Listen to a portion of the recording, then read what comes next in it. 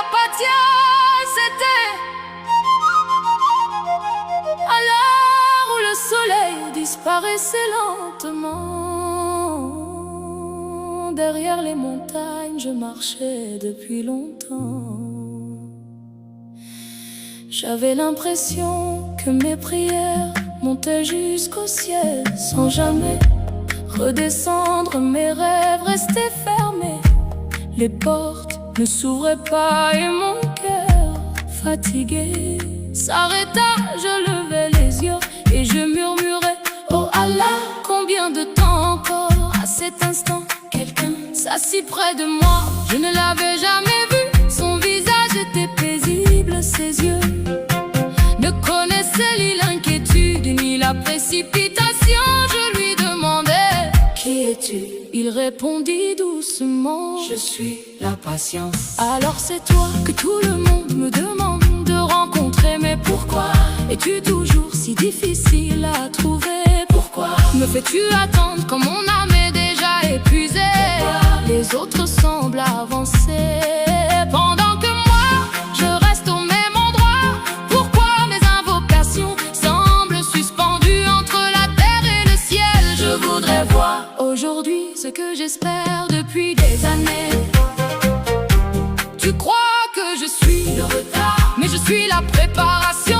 Tu regardes le calendrier, Allah regarde ton cœur. Tu comptes les jours, ton Seigneur prépare les saisons. Tu veux recevoir avant d'être prêt, lui veut te préparer avant de te donner, car certains cadeaux arrivent trop tôt et deviennent des épreuves, d'autres arrivent au bon moment et deviennent des bénédictions.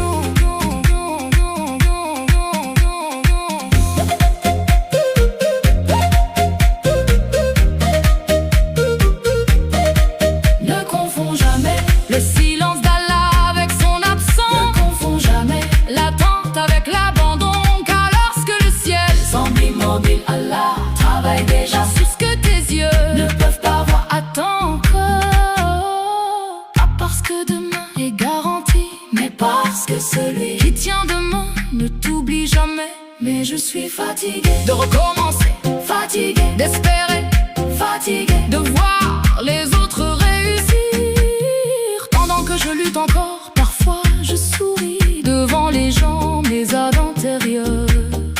Je me demande si mes rêves se réaliseront un jour. Regarde les graines, crois-tu qu'elles deviennent des arbres le lendemain? Regarde l'aube, crois-tu que le soleil bondit d'un seul coup au sommet du ciel? Même la pluie attend les nuages, même les fleurs attendent le printemps, même les montagnes ont attendu des siècles pour devenir ce qu'elles sont. Pourquoi voudrais-tu être plus pressé que toute la création? Puis la patience ramassa une petite graine, elle la déposa dans ma main et me demanda: que vois-tu? Je répondis: presque rien. Elle sourit: Allah voit déjà une forêt. Continue d'avancer, même si tes pas sont petits. Continue de prier, même lorsque les réponses tardent. Continue d'espérer, même lorsque le monde te dit d'abandonner. Car celui qui marche avec Allah n'arrive jamais en retard. Il arrive à l'heure que son Seigneur a choisie, et cette heure est toujours la meilleure. Sais-tu pourquoi tant de belles histoires commencent par des années d'attente? Parce que les grandes âmes ne naissent pas dans la facilité, elles grandissent dans les épreuves. Les racines descendent profondément avant que les branches touchent le ciel. Toi aussi tu construis des racines, même si aujourd'hui tu ne vois encore aucun fruit. La nuit était presque tombée, je regardais le chemin que je croyais trop long et je remarquais quelque chose pendant que je me plaignais d'attendre. J'avais déjà parcouru une grande partie du voyage. La patience se leva doucement avant de partir. Elle posa sa main sur mon épaule et me dit: le miracle n'est pas seulement d'arriver, le miracle est de devenir la personne capable de recevoir ce qu'Allah veut te confier. Alors marche encore une prière, une journée, un pas à la fois. Je replie ma route, le paysage n'avait pas changé, mais mon cœur, lui, avait changé.